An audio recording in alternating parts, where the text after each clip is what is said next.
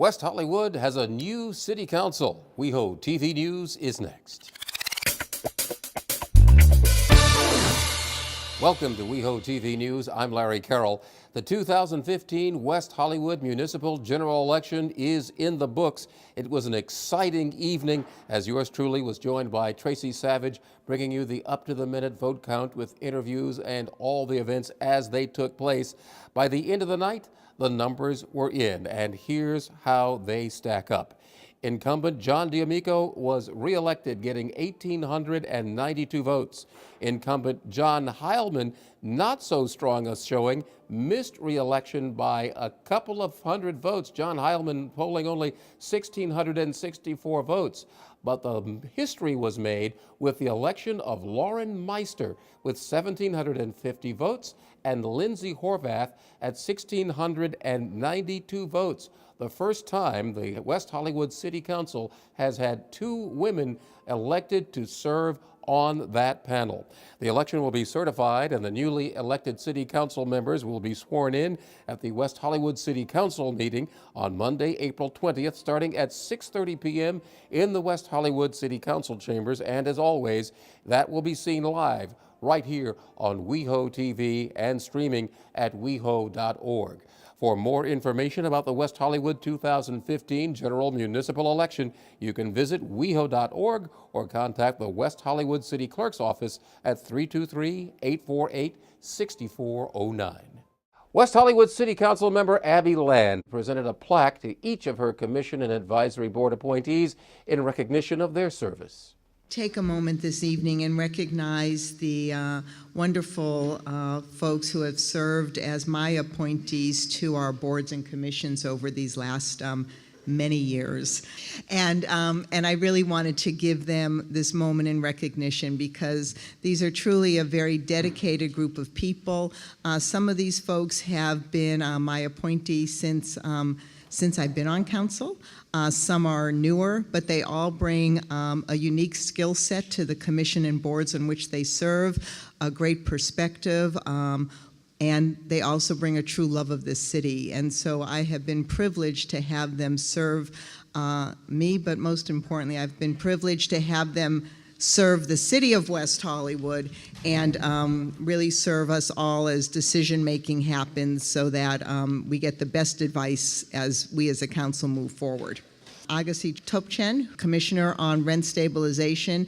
Alex Tolachino from the Russian Advisory Board. Alexander Baisley, Public Safety Commission. Annie Simonko from our Disability Advisory Board.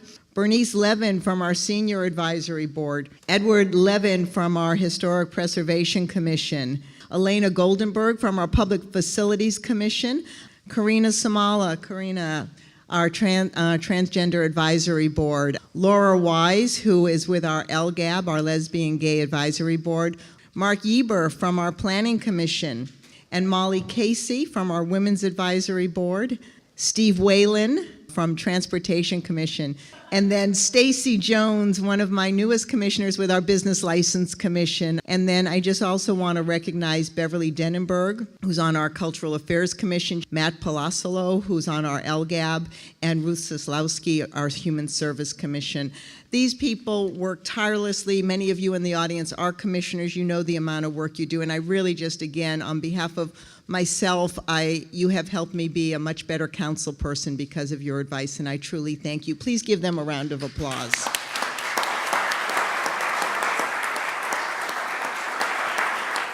The city of West Hollywood kicked off the 17th anniversary of VDay, a global activist movement to end violence against women and girls. We started this movement 3 years ago to end violence against women and girls. And my revolution is when we stop thinking about violence against women as a special interest issue, as a thing that women need to take care of, but we start seeing it as a public safety issue and a human rights issue and a national security issue, that we take care of women and girls, that we support and protect and defend women and girls, that we empower women and girls, that men join us in this movement to end violence against women and girls. And so I am grateful that you all are here with us today VDay to call for revolution. And the revolution starts here. It starts in a place that exports culture, that exports media, that talks about human rights and lives by example. Women demand and deserve and will get the world we need, in which women are free to be fully present. Now is the time. This movement is the way. And we need to say to ourselves and each other that I am visible. One more time. I am visible. So how appropriate today that we kick off this ending of violence against women and girls. Today, here in West Hollywood, we lead the pack, and tomorrow night to know that over 1 billion people will have risen all across the world to say, no more violence, we don't take it, and together we make a difference. Thank you.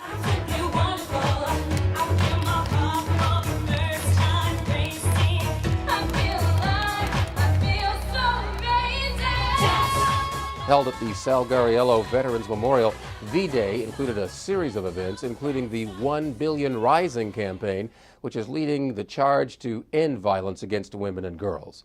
I was born by the river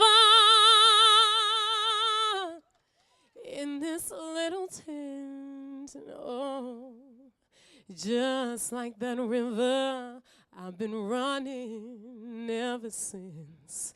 It's been a long, long, a long time coming, but I know a change will surely come.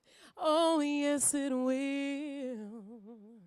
For more information about 1 Billion Rising or VDay, you can visit weho.org, 1billionrising.org, or vday.org. Running around in your underwear on Valentine's Day to raise money may seem like an only in West Hollywood kind of story, but actually it's a national event for a really good cause.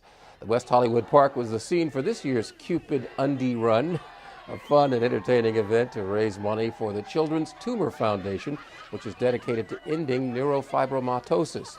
West Hollywood joins many cities around the country to host the run, including places like New York City, Atlanta, Chicago, and San Francisco.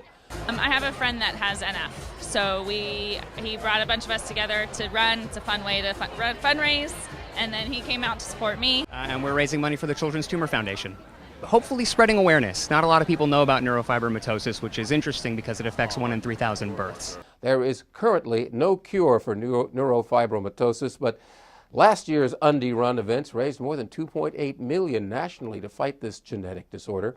For more information about Cupid's Undie Run, you can call or visit, that is, weho.org or cupidsundierun.com. The city of West Hollywood hosted a topping-off ceremony to celebrate a construction milestone for the automated garage and community plaza project at City Hall. We are going to have a brand new parking structure with 200 parking spaces. Yay! So we'll have 200 spaces with this new automated technology that truly lets us build this remarkable parking structure in a very small footprint to accommodate so many people. So not only when they come to City Hall, but when they come to the businesses, they'll have a great place to park. This building will be a LEED certified building and one of the first on the West Coast. So once again, the city of West Hollywood makes history. I mean, there are city critics who say, how could you spend that much money for 200 spaces? How could we not? Otherwise, you'd have 0 spaces. And the reality is that we've been able to solve a major urban problem by using innovation and creativity, and that's consistent with our values as a city and as a community. For more information about the West Hollywood City Hall Automated Garage and Community Plaza project, you can visit the project website at weho.org/automatedgarage. Well, that's it for this edition of WehoTV News. For more information about the stories you've seen here, you can always go to our award-winning website, weho.org. And for the latest about what's happening on WehoTV, you can follow us on Facebook and Twitter. I'm going to leave you now with a look at some of our cherished senior citizens cutting a rug and partying down at the 19th Annual West Hollywood Senior Valentine's Dance. I'm Larry Carroll. Thanks for watching.